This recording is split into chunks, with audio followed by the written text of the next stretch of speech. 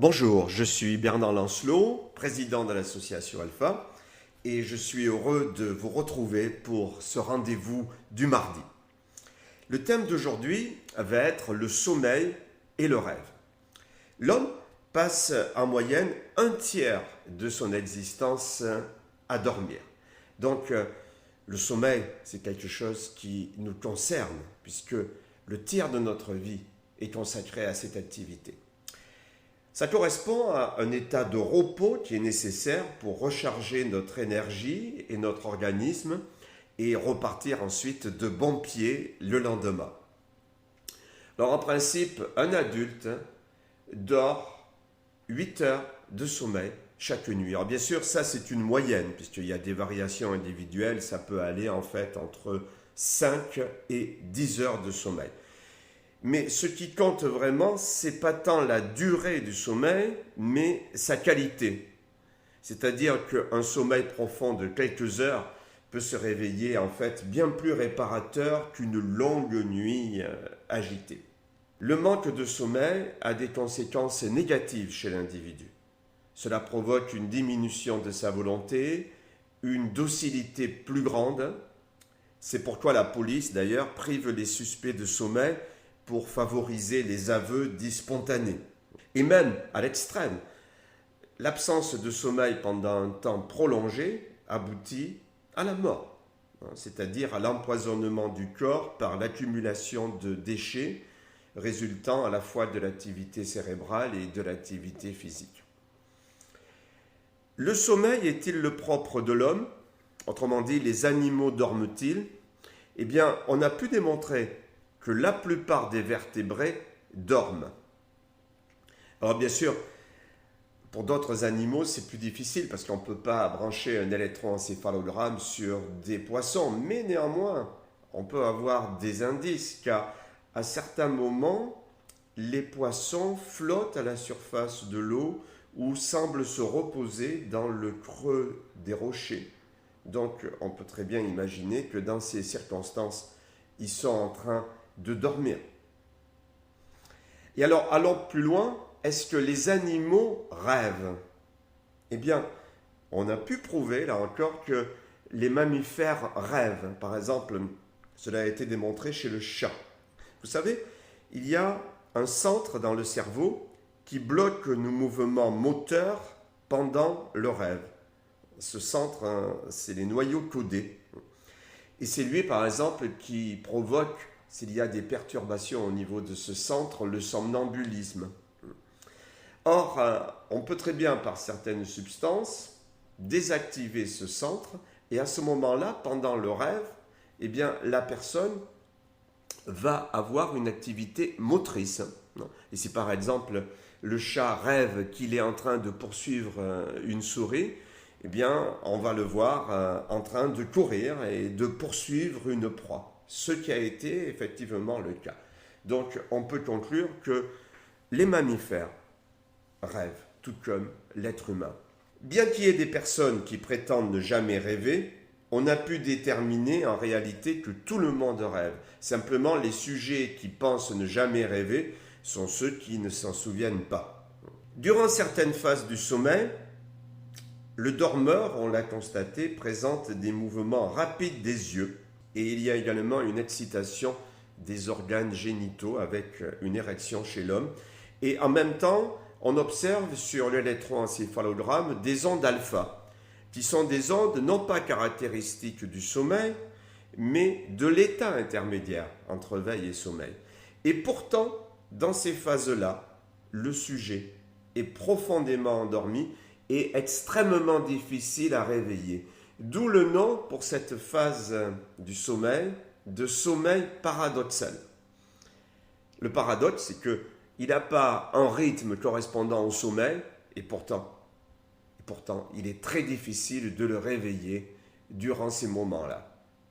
Et lorsque on arrive à réveiller le dormeur autour de cette phase, eh bien, il se souvient de ses rêves. De là à conclure que les rêves ne survenaient qu'au cours du sommeil paradoxal, il n'y avait qu'un pas que certains ont franchi. Cependant, des recherches récentes infirment cette hypothèse. Et il semblerait en réalité que le rêve soit un spectacle permanent, se déroulant même en dehors des phases de sommeil paradoxal. Pendant les phases de sommeil paradoxal, les rêves sont simplement plus faciles à mémoriser car une partie de notre conscience demeure alors active. Mais l'état de rêve est permanent, bien que ceci donc ne soit pas toujours enregistré. Donc retenez bien ceci, il y a deux formes de sommeil, le sommeil lent et le sommeil paradoxal. Et ces deux formes de sommeil sont toutes deux très importantes pour la santé physique et psychique de l'individu. On a fait des expériences sur des sujets volontaires qui consistaient à les réveiller chaque fois qu'ils entraient en phase paradoxale. Et au bout de quelques jours, leur état était vraiment alarmant. Ils étaient sujets à des angoisses fréquentes, à une perte de mémoire et à des troubles moteurs et caractériels. Et en fait, c'est normal, puisque c'est au cours du sommeil paradoxal que le sujet, en fait, mémorise ce qu'il a vécu la veille et modifie, si nécessaire, ses programmes de comportement afin de les adapter aux expériences vécues. Il est donc très dangereux de priver quelqu'un de sommeil paradoxal.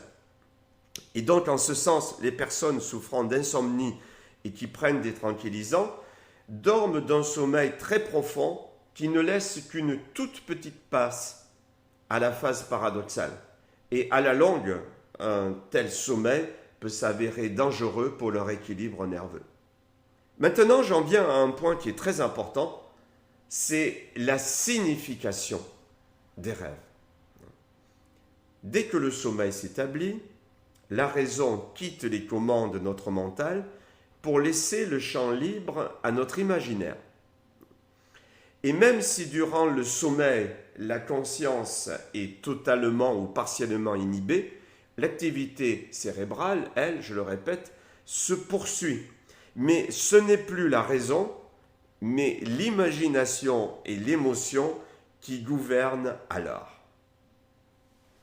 Il s'ensuit que les rêves sont composés d'idées et d'images qui sont assemblées selon une logique qui ne correspond pas à notre logique habituelle.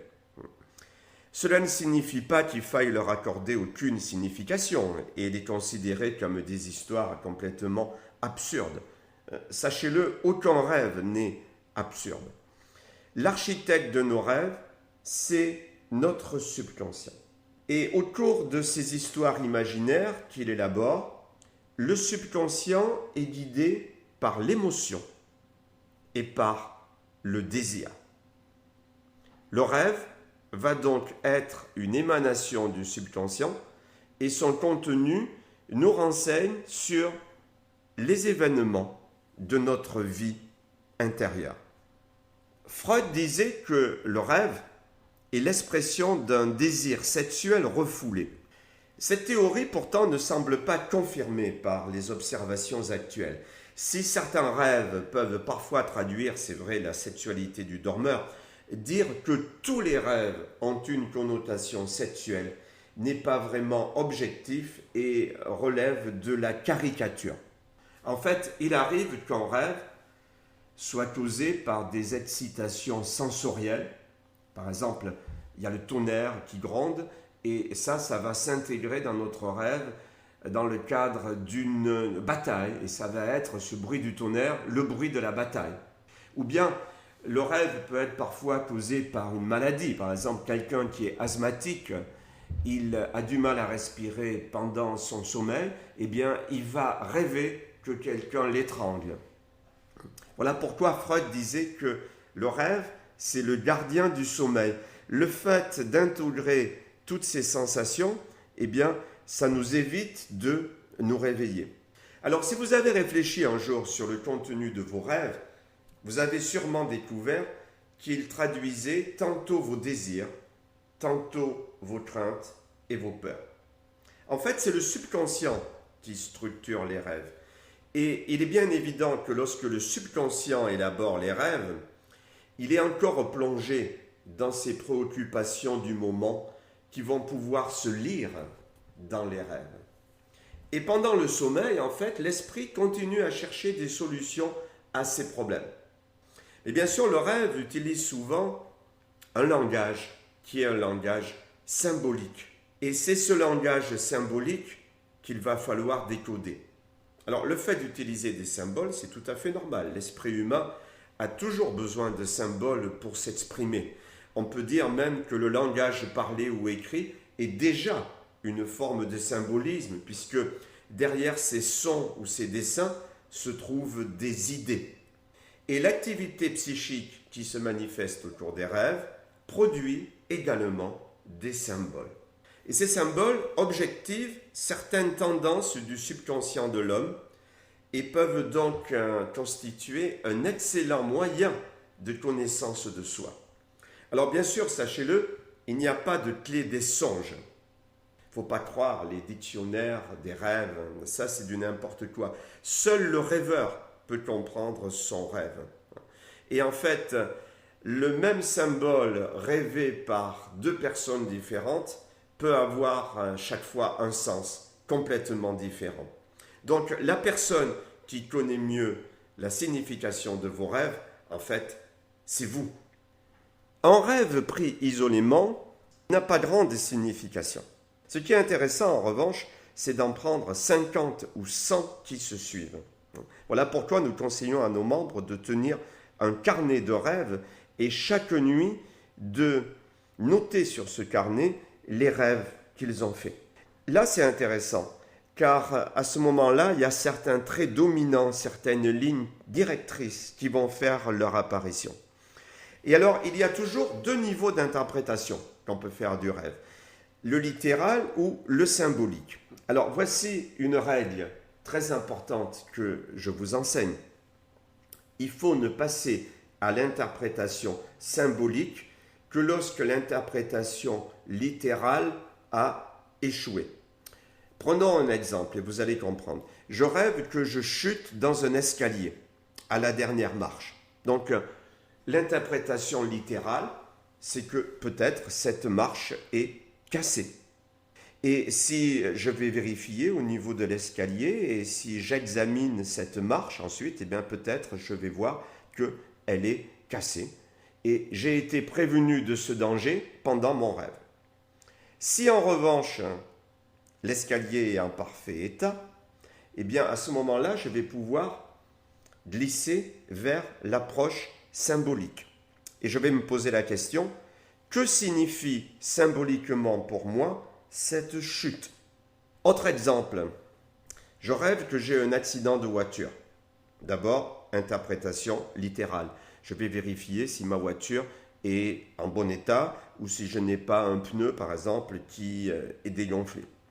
Si au niveau de la mécanique et de la voiture, tout va bien, bien là, je vais glisser vers l'interprétation symbolique et je vais me poser la question, dans la vie, où est-ce que je risque de me planter?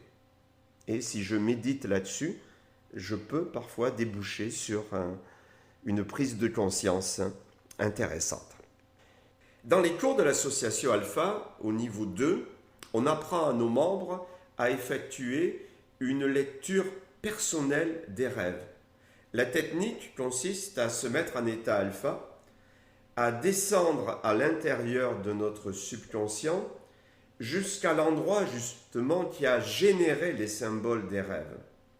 Et là, à ce moment-là, on laisse venir la signification, la réponse.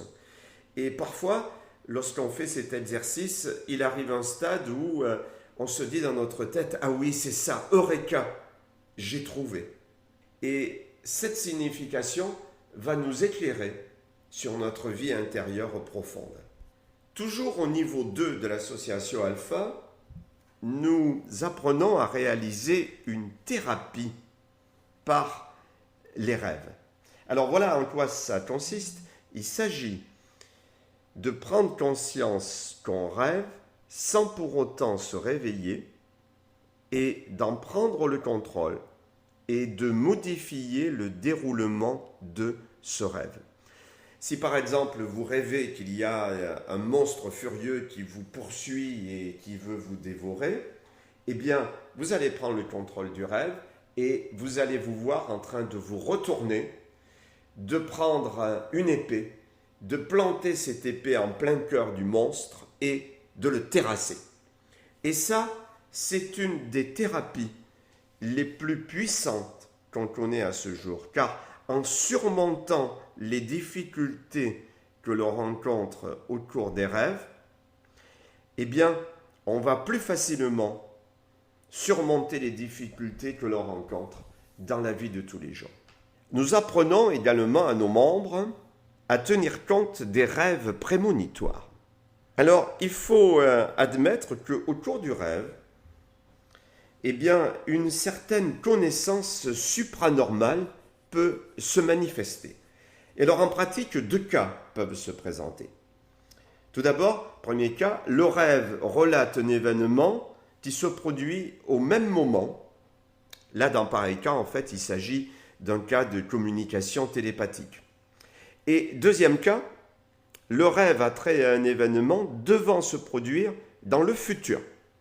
Et là, on a affaire plutôt à un phénomène de voyance. Il faut savoir que les perceptions de notre subconscient sont bien plus subtiles que celles de notre esprit conscient. Autrement dit, notre subconscient sait beaucoup plus de choses que ce que nous savons, nous, consciemment.